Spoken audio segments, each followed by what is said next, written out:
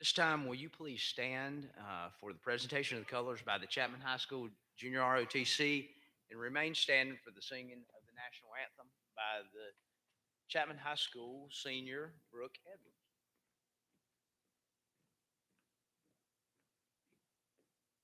Color guard, alt, left, base,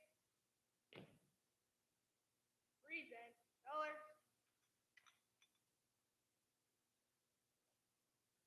Oh, say, can you see by the dawn's early light what so proudly we held at the twilight's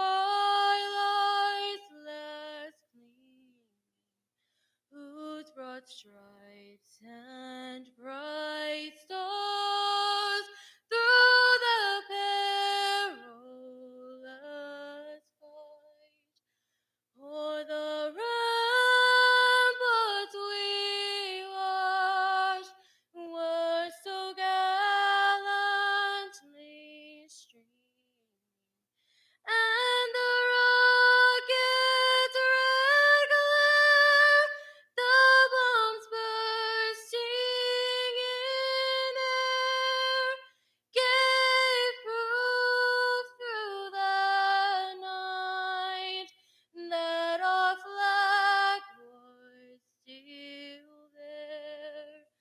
Oh, say does that star-spangled banner yet wave o'er the land of the free and the home of the brave? Order, color. Order, arms. Right, base. Forward, march.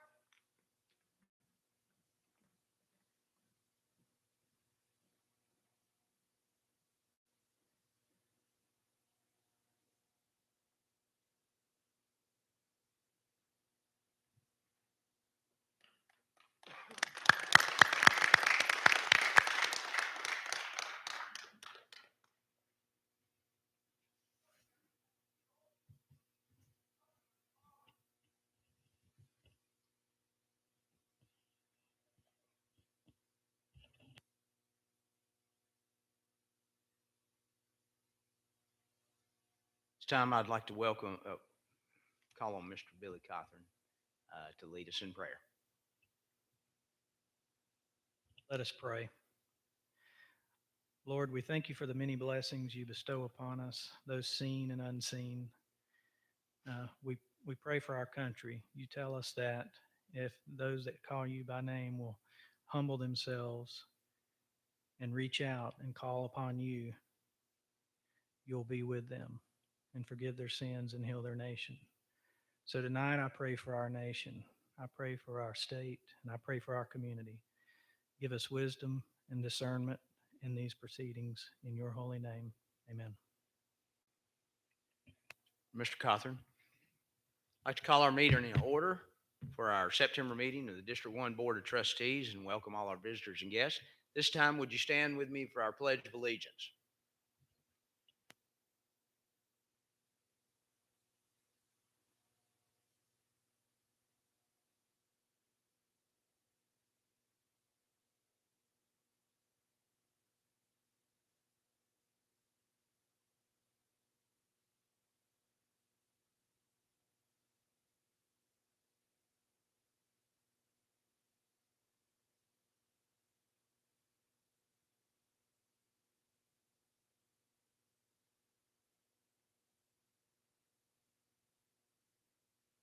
Agenda tonight is the approval of our consent agenda. Do I have a motion?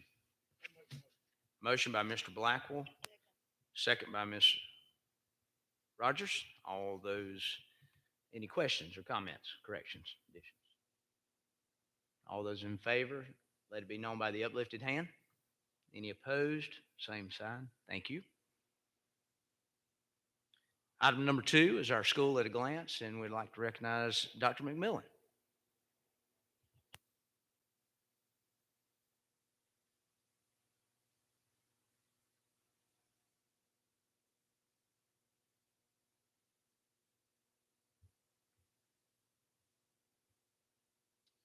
Thank you, Mr. Chairman. School Board, Dr. Garner, guests in attendance, well, thank you for this time to share with you just a couple minutes about an initiative at Chapman High School. Um, in 2015, the profile of the South Carolina graduate was adopted. And so tonight, we'll spend a few minutes with the South Carolina profile of a graduate in action. Okay, Dr. Pryor? This was adopted in 2015. We all know this graphic. This was a huge part of Transform SC and many groups that came together to ratify this. But you see world-class knowledge, world-class skills, and then life and career characteristics. And although since ratified in 2015, and now in 2021, this has become a huge piece of what's important with our workforce, industry, and preparing students for success after high school. This is incredibly important now because of the shortage in our workforce and industry locally. So what are we doing at the high school level? I want to show your attention to life and career characteristics because there's a couple of things from this slide that's an absolute given.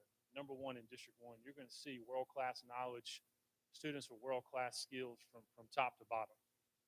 But the life and career characteristics are a piece that are very important. Students, when they leave our district, should be well-versed in integrity, self-direction, global perspective, perseverance, work ethic, and interpersonal skills. We believe here in this building that those are the things that's going to set a student apart as they're being looked at for jobs in a global competitive market in the 21st century.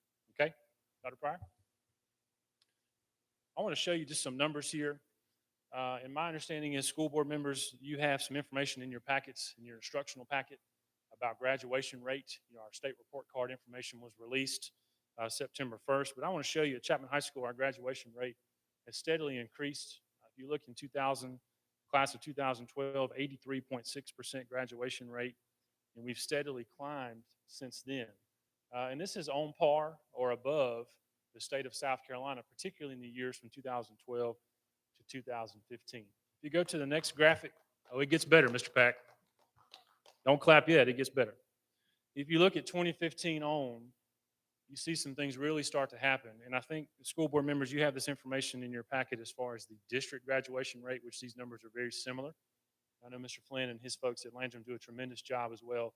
93%, 90.9, 93.6, 96.2 in the midst of a pandemic spring semester, and 94.3%, consistently outpacing the rest of the state. So I tell you all that to say that we know our kids are graduating at a tremendously high rate. But in the middle of COVID, in the middle of a pandemic, we cannot forget what's important, and that's teaching and learning. And that has to continue on even with the challenges that we face. So we took all that, we broke it down a little bit further for what we call the 4 E's. Dr. Pryor? This is the last slide I want to share with you. Here at Chapman High School, we know students are going to graduate. 96% 2 years ago, 94% last year. Our students are going to graduate. They have a foundation from our elementary schools and our middle school in this district. They're going to graduate. Our goal is 100%. I'll just put that out there. Our goal is 100% graduation rate. There's several factors in there that keep you from having 100%. But in this slide here, I want you to see that at Chapman High School, we further break that down into what we call the 4 E's. When every single person leaves this building, we believe they're going to fit into one of these 4 categories. Many of them will fit in multiple categories. Number one, they're going to be enrolled. They're going to leave here and enroll in a 2 or 4 year college. You guys have all seen local colleges and universities have made it tremendously accessible for our students to go to school in a 2 or 4 year program. They're taking dual enrollment, advanced placement courses while they're in high school. They're earning high school credits while they're in middle school. Number 2, particularly proud of this, given the fact in our area enlist. You saw our ROTC program. We have a student right now at West Point. We believe that military enlistment is important.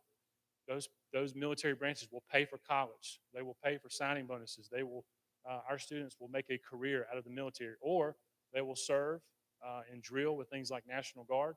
But anytime you're on our campus, you will see at all three of our lunches military representation here about 2 times a week. You do not have to be in ROTC.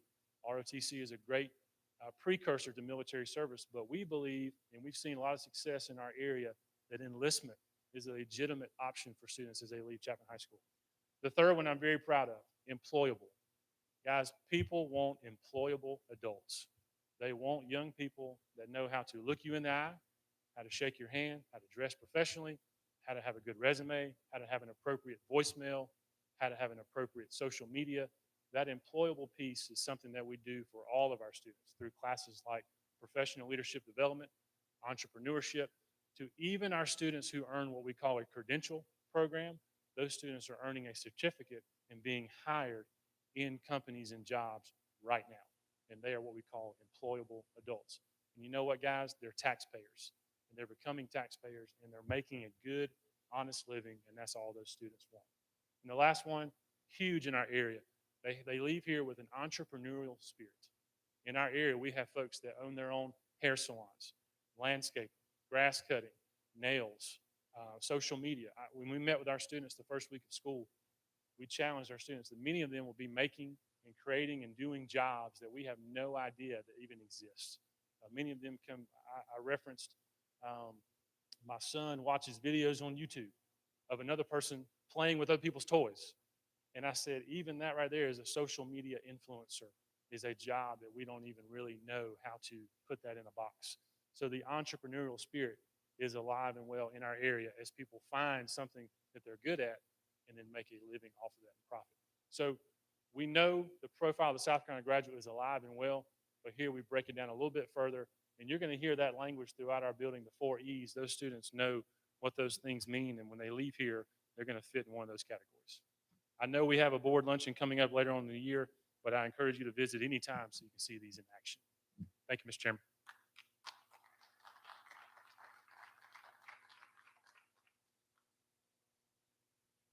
Thank you, Dr. McMillan, and thank you for challenging the students of Chapman High School to succeed in these 4 E's for CHS.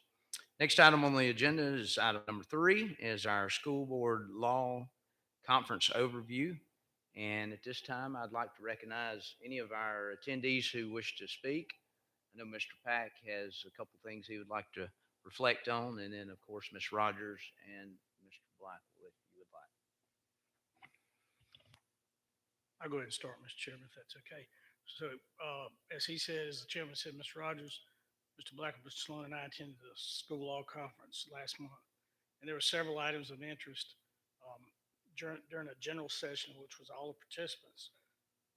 We learned that as a board member, one should never make a comment about a situation, anyone but the superintendent of the board as a whole. The attorneys that were teaching this session said you never hear a judge say, well, if that case comes before me, I would do this or that, because it would be a mistrial. Similarly, and this is pretty much verbatim, as board members, we would have to formally recuse ourselves if we made a comment about a situation that was coming before us. They also said if someone calls, sends a photo or a screenshot of an employee to one of us, for instance, an employee's been arrested, thank them for the information, let them know you're going to forward it to the superintendent's office. In another breakout session, we heard from the executive director of the South Carolina Ethics Commission. We learned the importance of submitting our disclosures on time and opening and closing our campaign accounts, or face a minimum fine of $100, and that can go up to $10,000. Remember, this job doesn't pay anything. She said, if in doubt, disclose it on their disclosures for the ethics committee. She said, always call her staff if we had questions. It's easier to head it off before it happens. And she even gave us this was the executive director of the South Carolina Ethics Committee. She gave us her personal cell phone number. So I've got that if you guys ever need it.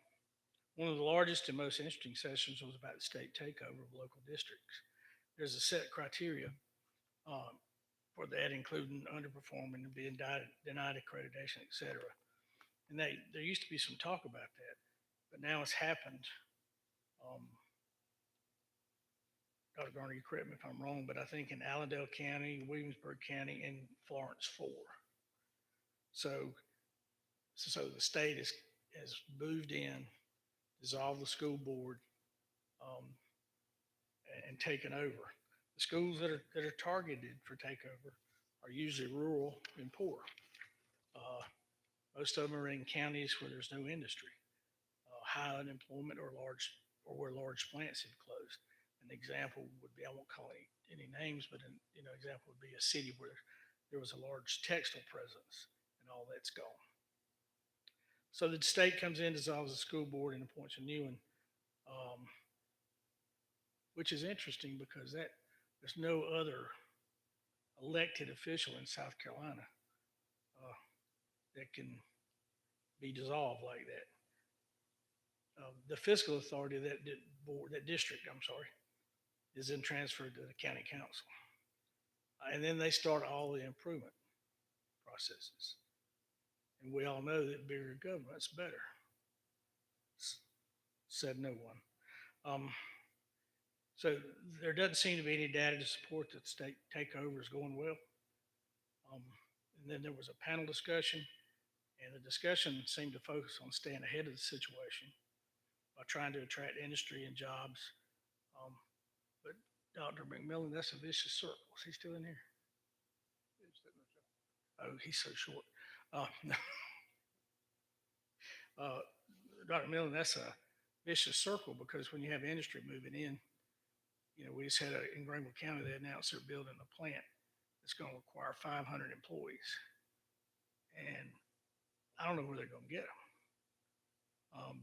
But if you're looking to invest 39 million or where it was, you're not going to go to a place where the school system's not good. So it's just a vicious circle.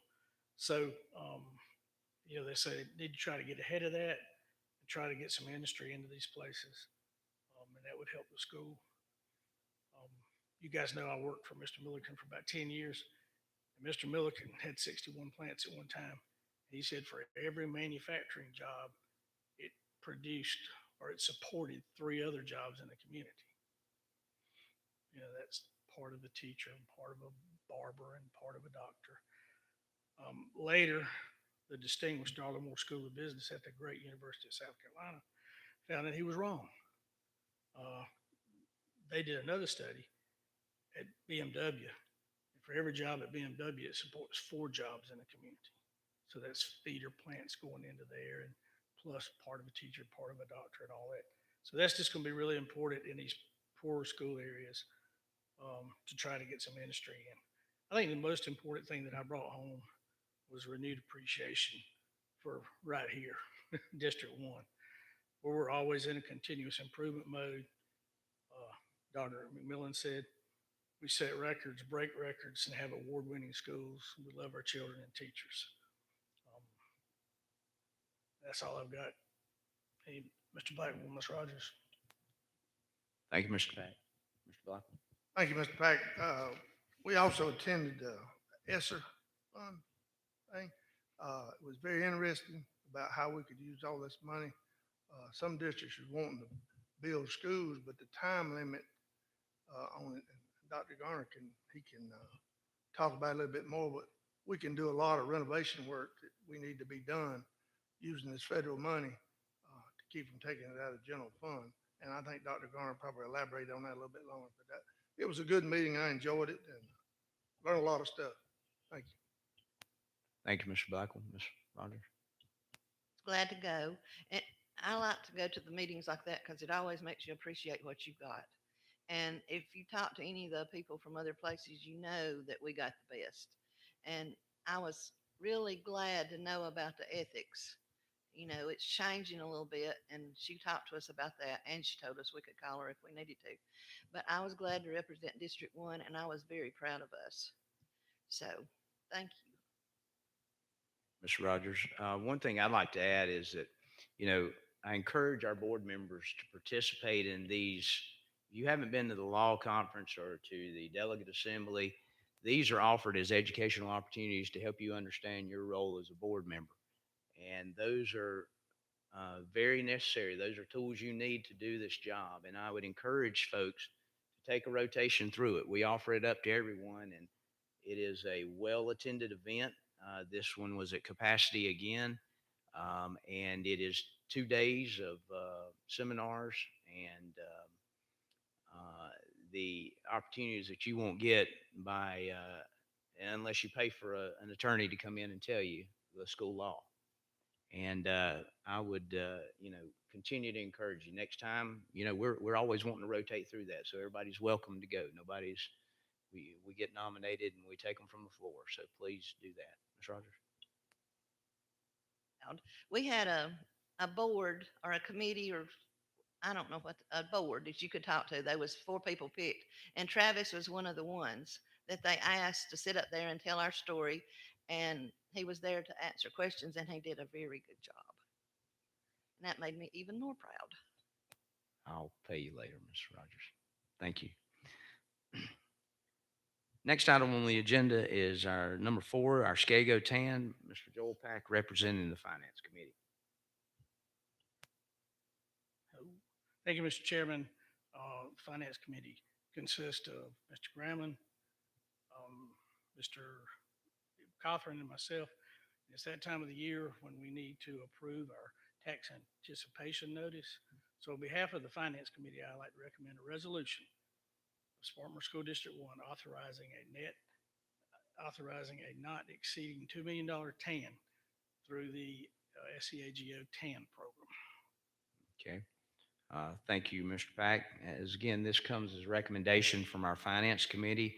It needs no second. So is there any discussion or questions on our tax anticipation note? Pardon me?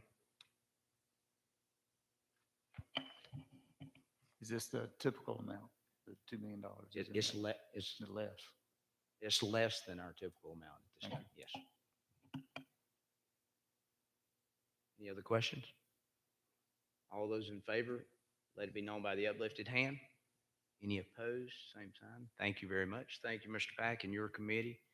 Absent Mr. Grambling. Item number 5 on the agenda is our Personnel Committee report. I'll recognize Mr. Mark Holden. Thank you, Mr. Chair. On behalf of Mr. Blackwell, Mr. Rollins, myself, we recommend to accept the one retirement listed in the packet. Again, this is a recommendation from a committee. It needs no second. Are there any question or discussion to accept the retirement that's listed in your packet? Hearing none, all those in favor, let it be known by the uplifted hand. Any opposed, same sign. Thank you. We'd also like to recommend the approval of employment of the 3 listed in the packet.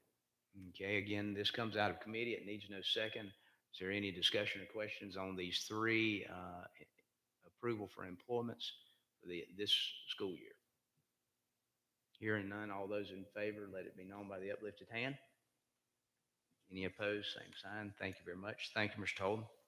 Your committee. Thank you. Item 6 on the agenda is our COVID update with Dr. Beeson.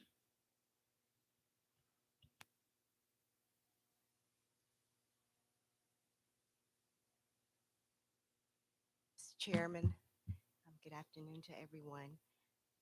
On September the 7th, we received an update from South Carolina DHEC for our COVID-19 guidance for our K-12 schools. I won't take time to go into this 32-page document tonight, but I thought maybe it would be good for me to kind of talk to you a little bit about what typically happens in the buildings when we have to quarantine or isolate someone. I'm thinking as board members, oftentimes you may get questions from our constituents in regards to how do we determine how that needs to look. So I thought tonight maybe I'd walk you through that process, if that's all right. Okay. So one of the biggies for us is how soon we're notified of what's going on. So whether or not it's a situation where we're dealing with a positive student, faculty, or staff member, or if we're dealing with someone who is a close contact. And close contact can be household or non-household. Close contact can be a cluster in a classroom. It could be on the bus, etc. And so once we are able to really get all of that information in front of us, then we begin to make the decisions in regards to what those quarantines or isolations need to look like. It's important for us to remember that when we talk about isolations, we're talking about folk who have been identified as a positive case. And when we're talking about quarantines, then we're talking about those who have been in close contact with someone who has been isolated because they're positive. And so typically, the isolation period is 10 days. And it can be 10 days from the time that they are identified with symptoms. So a lot of times we will find out 3 or 4 days later, once they've actually had a test, that they're now positive. And so typically we will back up to whenever they first became symptomatic. And that becomes day 0 of the 10. And then we count forward 10 days. And so as long as they are symptom free at the end of those 10 days, then their isolation can end. And that's pretty simple. It's pretty cut and dry as far as the isolations are concerned. Quarantines tend to not be as cut and dry because if you're dealing, first of all, if you're dealing with a close contact, so they can be quarantined for up to 14 days. We have implemented a policy of shortening quarantine periods by looking at folk on the 5th day. On the 5th day, they're eligible to be tested. And we're fortunate that all of our school nurses are qualified to perform the rapid test. And so we're able to get those results back in less than 30 minutes. And that's at no cost to anyone for them to do that. The tests are provided to us by DHEC, and everything that we need is provided to us by DHEC for that to happen. So on the 5th day, they're eligible to test as long as they continue to be asymptomatic. And then they're able to return back to school on the 8th day instead of staying out for 14 days, as long again they are asymptomatic and they are negative on that 5th day of testing. And that's close contacts, and that's clusters, that's on the bus, that's in the classroom, that's athletics. Although with athletics, they do want us to look at possibly extending it because with athletics, we run into the whole scenario of the amount of force that's being used when they're out there exerting themselves from an exercise perspective and trying to make sure that there is that distance as much as is reasonable and possible. And then when we have household contacts can be quarantined for up to 24 days. Yes, up to 24 days. But we are opting to shorten those quarantines as well using the same process that I just described to you. But typically, what we found with household contacts is, especially now with the Delta variant, 9 times out of 10, if you've got one positive case in a household, you're going to end up with more, especially if they're not able to separate themselves. But that, in just a very quick nutshell, is kind of the process that we go through many times a day. The administrators here in this room do a phenomenal job along with their leadership teams and their nurses. And no situation is the same. And so we have to make sure, because even as we deal with siblings that are in different schools, we want to be sure that those dates line up as well. Because, then the question becomes, so why is this sibling able to come back a day before this sibling? So we have to make sure that everything is lining up correctly. I just thought that that might be a good thing for me to share with you guys tonight. I'm certainly open to any questions that you might have. Dr. Beeson, Mr. Yes, sir. Chairman. Dr. Beeson, you know I want to ask a question, don't you? Yes, we do. What about the antibody testing? Is if outside of the district, or, not in our schools, if a student employee has been quarantined, and they went and got tested for the antibodies and they have them, are they allowed to come back to school or to school if they have the antibodies? Unless I have overlooked it, the only protocols that we have in place are our antigen test, which is our rapid test, or the PCR, Okay. unless I've overlooked it. Oh, no, I'm just, hey, this virus, I'm learning something every day. I don't know, but I mean, Yes, sir. I know we're doing the best we can, but it's just every time you turn around, it's something different, and I know it's hard to, you know, for the standards that we first established when this came out, and it's hard to where we are now to continue doing that. I mean, I can just, it's challenging for all of us. Yes, sir.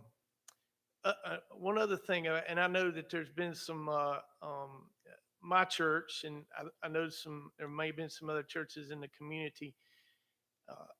Do we have any data with air purifiers? I mean, I know our church purchased some. Are they a waste of money? I don't know. Is that something that other districts or other schools have looked into, or is that a resource to possibly keep students in school? I'm just asking. I don't know much about air purifiers, but I know that they have been purchased in the Landrum community in certain establishments, and I didn't know if that's something that our district has looked into. I'll defer to Dr. Garner or Mr. McCraw because I know there have been some conversations about that. Yes, sir. I'm going to back up first to the antibody question. That's a very good question. We conference call with DHEC about every week. I'm going to pose that question to them and see if there are any considerations for the antibody test, because I don't think anybody has asked that question yet. So I'm going to do a little research on that one. The air purifiers are something that we are fairly a good ways down the road. We actually have quote for every school to have an air purification system. Right now, our request is sitting in the Office of School Facilities in Columbia awaiting approval. As soon as we receive approval for that, our plan is to move forward to have air purification system in every school. Mr. McCraw, where are you? Any update on OSF?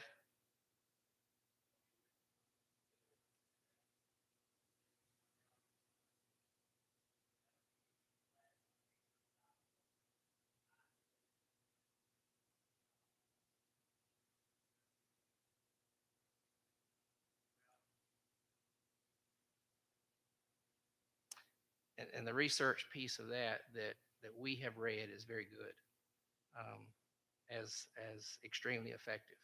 So we are very hopeful that not only for COVID, but moving forward, just as air purification, mold spores, other viruses, we think it has use beyond this as well.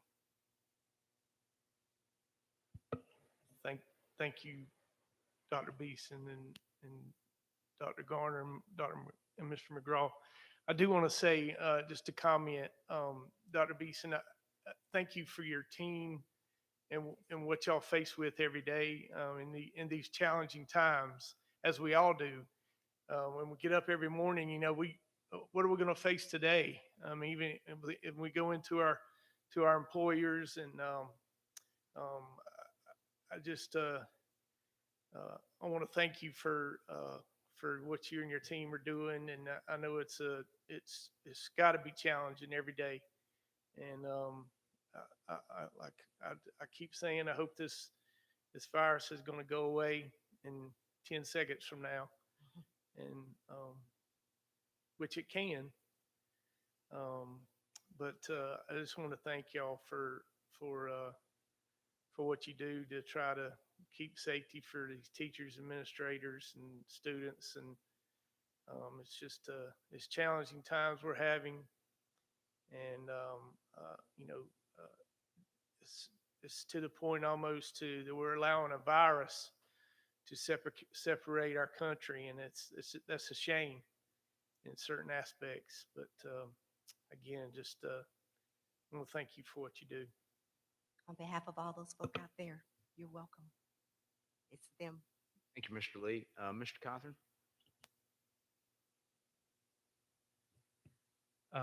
This, I guess it can be either Dr. Beeson or Dr. Garner. It's just a general question. I hadn't checked in a few days. I was just curious, are our numbers, are they going up, coming down, staying about steady? We are in a roller coaster right now. We're on a roller coaster ride. So we're up and down. Okay, Yes, sir. Right Okay. now. thank you. Mr. Cawthorn, are there any other questions? Dr. Garner, would the air purifiers be eligible to be covered under our ESSER funds? Yes, sir. Mr. Chairman, I want Mr. to Lee? comment. And Dr. Garner, there might be some businesses in our community that may be willing to provide some funds. There might be some funds out there, not only from us getting some from federal, but I think some businesses, they want, if there's anything, if there's a resource out there we can keep children in school, then there might be some funding that they'd like to have, we could provide some assistance. So anyway, ain't gonna hurt to ask. Right. Thank you, Mr. Lee. Any other? Mr. Holden, I see you reaching for the mic. Just, I see Dr. Garner has a dashboard up, and in terms of teachers, are we critical at any particular school, or we're still, I noticed last week we were like almost at 5 or 10% of the student population, but the teacher population wasn't that high at the time. Well, Dr. Beeson mentioned, roller coaster. We at the end of last week, we kind of started to experience a tick downward in the number of quarantines. I will tell you that the start of this week has not been good, but that's not atypical for a Monday, just over the weekend. But my conversation with Dr. Lombardozzi on last Thursday at Spartanburg Regional, they were anticipating the post-Labor Day spike to be between Wednesday and Friday of this week. So, hopefully, our prayer is that we get through the Labor Day spike and the start of football seasons and larger gatherings, and then maybe our trend can be documented over a period of time downward. But right now, it's kind of hard to pinpoint. Having been in school 4 weeks, but we did experience a little bit of a tick down. Today, we had quite a number of positives, faculty and students. And the thing, to your question about faculty is that, what we're seeing, currently our dashboard is showing 13 employee positives and 6 employee quarantines. There's a number of principals that are out currently, district office personnel, but it's not necessarily, those are not specific situations I'm discussing, but it comes into play with teachers and staff members and administrators, child care. If something is, with taking care of the children, it's a domino effect, I think is what I'm trying to say, because our dashboard shows only 13 positives, but that doesn't tell the whole story for the family situation. So we have had quite a strain on the system, the whole system as a whole, but our folks have really pulled together and worked very hard to ensure continuity of services and making sure that classes are covered appropriately and supervision is in place. But it has been very, very difficult. So right now, dashboard showing 13 positives, 6 quarantines. that doesn't necessarily show the whole picture of the impact on the system, our school system, as a whole. If we're down a maintenance worker, if we're down multiple custodians or bus drivers, and when you start to fill those positions, it takes away from other areas of the district. So it has been challenging. As a matter of fact, the first line of my remarks, you know, is that we've had a very challenging beginning to the 21-22 school year, and um, I'm hopeful, I'm optimistic, but we're currently in a challenge right now. But we're holding our own, and I don't bring the board any recommendations for any changes or in modalities. Dr. Beeson has spoke wonderfully about quarantines, and I know those are not popular, but we're really trying hard to strike a balance between the application of common sense, as well as the protection of faculty and staff. As you guys know, over the last week, I've spoken with a mother of a student that's in the hospital. We've had a number of employees that have either been in the hospital or had family members that have been hospitalized. And outside of the physical strain that puts on folks not necessarily being in their spots at work, it's a tremendous emotional strain on our people, because these are their friends, these are their loved ones, these are people that they love and they care about. And hardly a week goes by that I don't talk to someone that has the opinion of this side, and then someone who has the opinion of this side. And I assure this board that we are working extremely hard to have an appropriate balance in our approach to this whole thing. And I just can't tell you how proud I am of these folks and our teachers and our staff members and our custodians and our bus drivers and everyone. But it has been an extremely difficult start to the school year.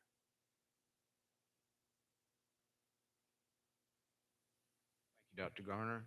Are there any other comments or questions for Dr. Beeson? Doc, have we thought about, using plexiglass again? We've had the discussion, and we never actually took the plexiglass out of the schools. We stored it, or we kept it in the schools in the event that we may need to use it again. But the research doesn't support the use of plexiglass without a mask mandate. So at this point, we don't have any plans to put the plexiglass back in the place, simply because, you know, quite frankly, when you put that much plexiglass in a school, you're creating 1,000 times the number of high-touch germ-spreading areas within a classroom. And so the decision up to this point, our custodians working very hard to keep rooms clean and wipe tables down and make sure between class changes we're hitting high-touch areas. The plexiglass creates another whole set of challenges. Thank you, Dr. Garner. Any other questions? Any other for Dr. Beeson again? Thank you. Thank you, Dr. Beeson. Appreciate your hard work, as always, and all the district office staff. Mr. Chairman, can I just bounce off of that just a little bit and say, Dr. Beeson, you're very gracious to give your team the credit. I know you guys work hard every day. And just to expand a little bit on what Dr. Garner said, this has truly been a team effort. And the gentleman sitting to the left of the chairman, I think, has had to drive some bus routes. And the lady sitting to the right of the chairman has had to do some custodial work, as some of our other assistant superintendents have had to do. We thank you for that. And I was in the DO one day, and I think Mr. Dawkins had driven 3 bus routes that day. So everybody's really pitching in. And like Gordon said, I hope this thing's over in 10 seconds. But I don't think it's going to be. But everybody's really pitching in. And of course, our teachers and our custodians and bus drivers, but everybody's really pitching in, and thank you from me and the board.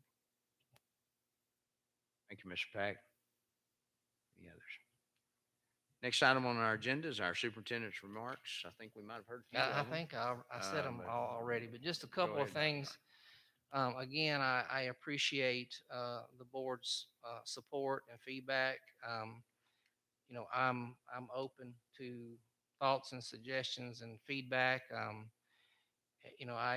It's certainly challenging, as I mentioned, to strike that appropriate balance, because we need kids in school. We need kids to be present. We need faculty members and staff members and bus drivers to be present. And when they're not, the educational process is disrupted. And so I just appreciate everyone's support and kind words. I do want to go back to the a couple things that I had written down. I wanted to just make mention of the fact that we just had our 9/11 remembrance ceremonies, but every school in our district did something in remembrance of the events of 9/11, and we certainly did our best to keep appropriate distance from each other. But we had a celebration at every or a recognition, but a celebration of first responder service in each of our communities. And I don't guess I've ever been any more proud of the job that our students did, and our uh, faculty and our administrators did, and making sure those events occurred on Friday of this week. And there's a number of videos that are out there that kind of highlight what the schools have done. And it was just and some of the challenging times that we're in. I don't think our young people are given enough credit for their patriotism and their pride in their country, and the job that parents are doing, and our schools are doing in making sure that they're educated on those types of things that they need to be educated on. So I just appreciate your work in doing that. I was very, very proud of the work that went into the 9/11 remembrances.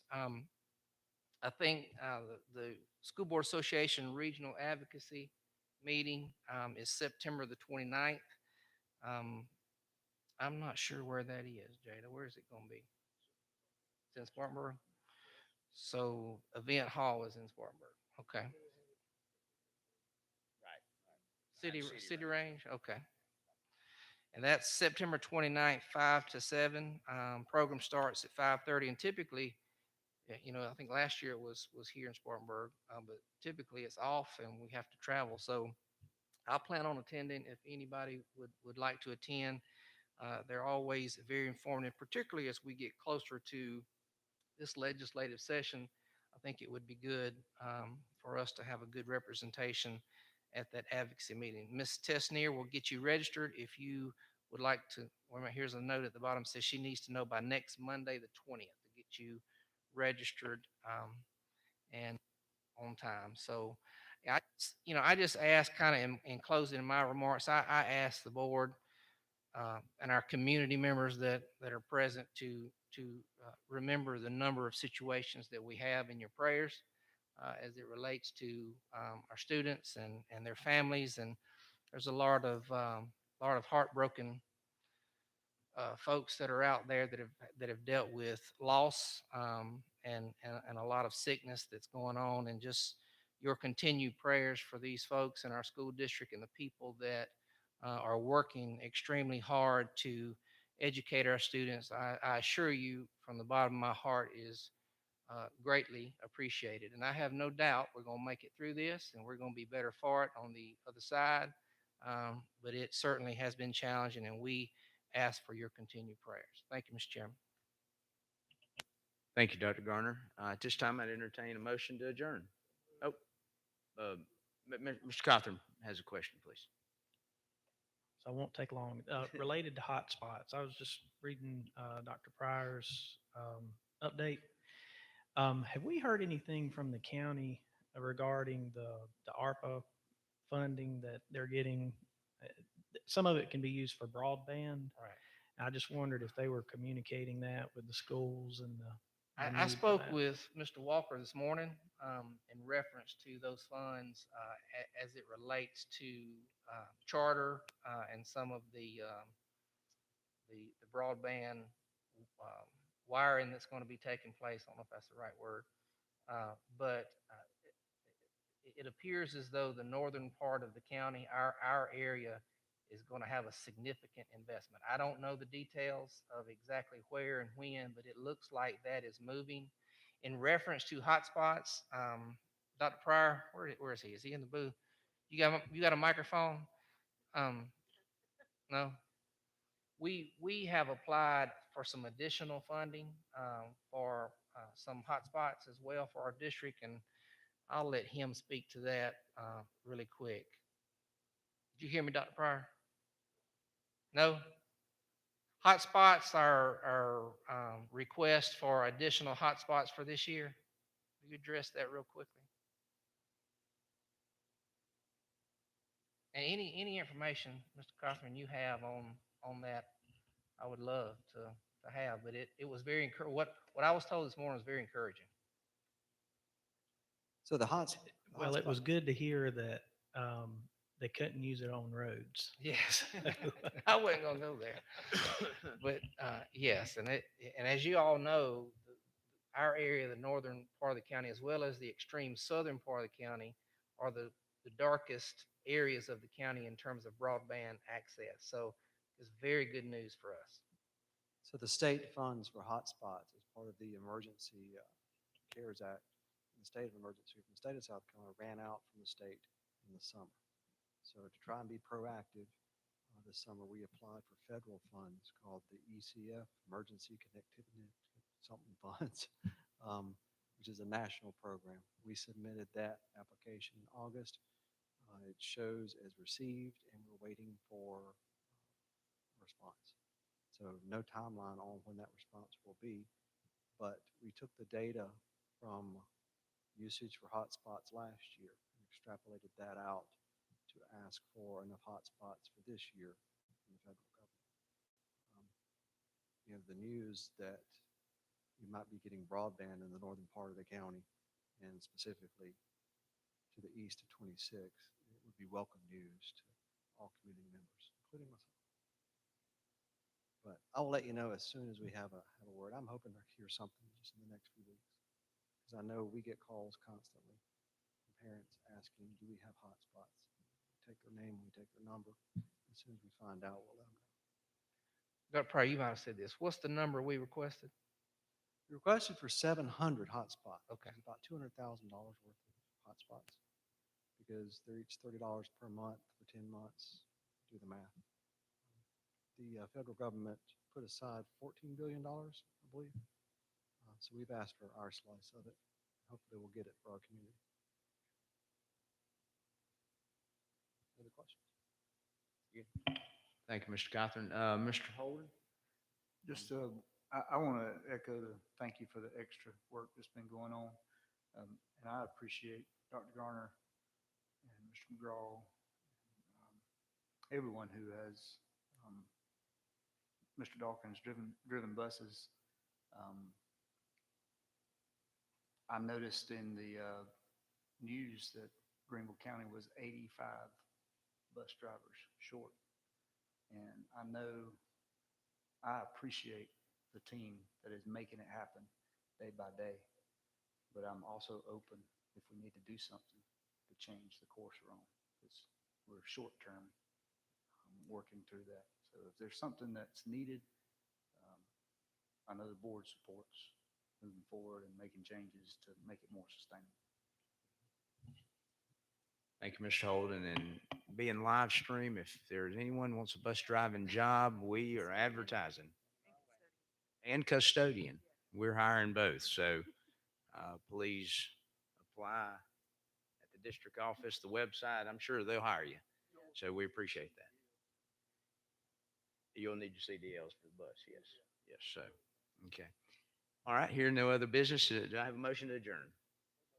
Motion by Mr. Blackwell, second. Second by Ms. Rogers. All those in favor, uplifted hand.